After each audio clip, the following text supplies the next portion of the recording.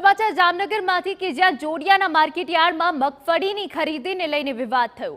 ટેકાના ભાવે મગફળી વેચવા આવેલા ખેડૂતોને માર માર્યાનો આક્ષેપ છે।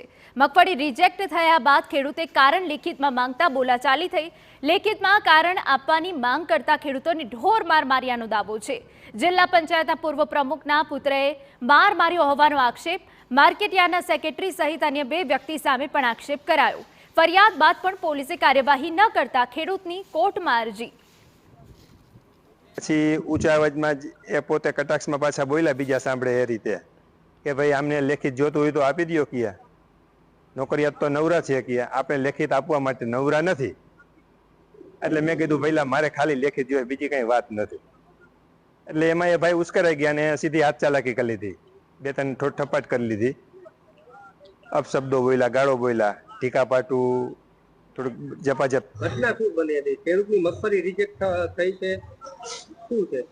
એ જે ભાઈ ખેડૂત છે મહેશભાઈ કરીને તેમની મગફળી એફએક્યુ દ્વારા ધોરણ મુજબ ન હોવાથી તે રિજેક્ટ કરેલી હતી।